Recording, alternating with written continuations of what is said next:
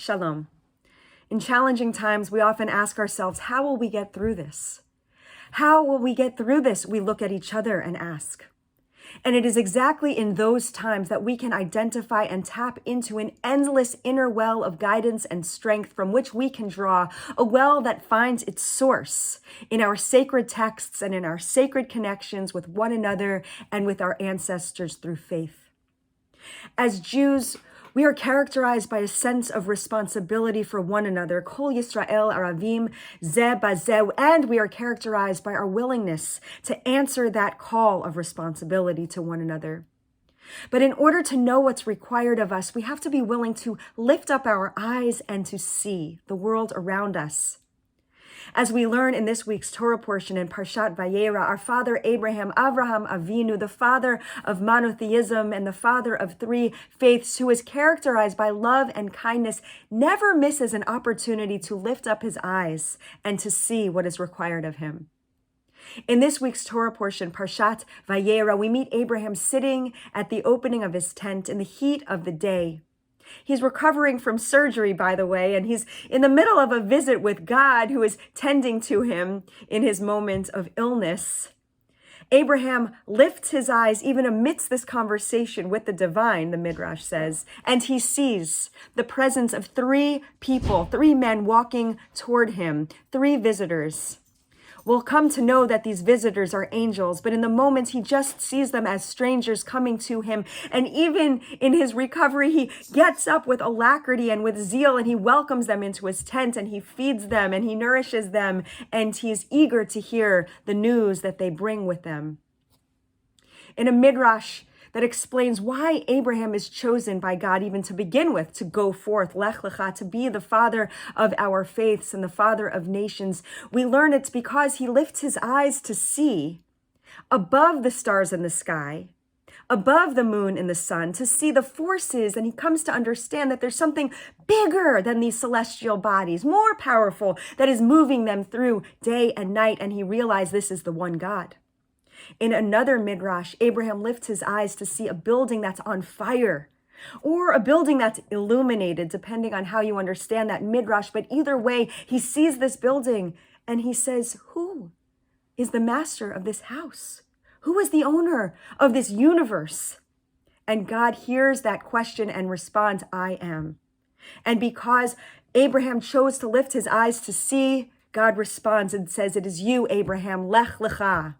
You are the one who will receive this promise. As someone else in our Parsha lifts their eyes as well, we can also learn from Hagar, banished to the wilderness. Hagar, believing that she and her baby son Yishmael will die of thirst, God helps her to open her eyes and to see the well that perhaps was always there, to see that well of nourishment. Hagar doesn't see that well at first, but God says, open your eyes. And so she sees it, and she names that place the God that sees. Sometimes what's required of us is to open our eyes and to see, and then we will know what our next steps need to be.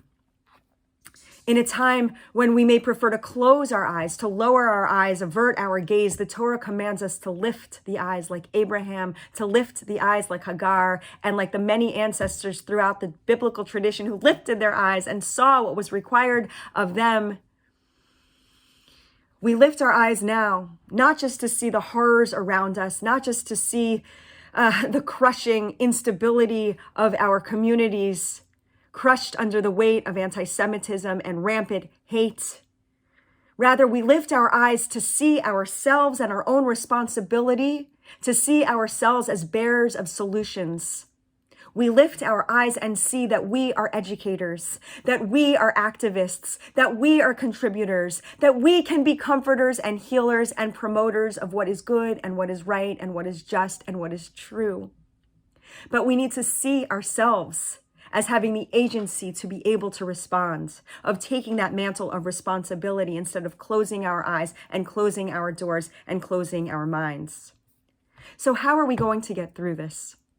How are we going to lift our eyes and see when we see the horrors in Gaza and Israel on college campuses, when we see the horrors of activists around the world who are rallying for Hamas against Israel? How do we keep our eyes open to that and not be crushed by anger and fear and sorrow?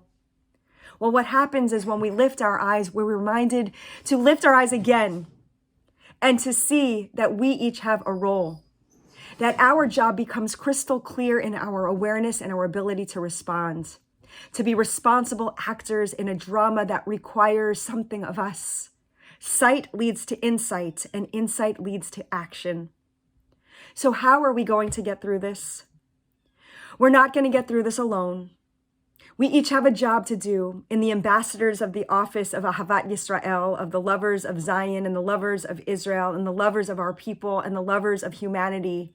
Each of us can do something and say something and be something, whether it's a request of a note of thanks or petition to our civic leaders, or whether it's opening up to a conversation with people who think differently than us, who might need to learn something different about what they think they understand, to show them maybe a bit of history that they never realized.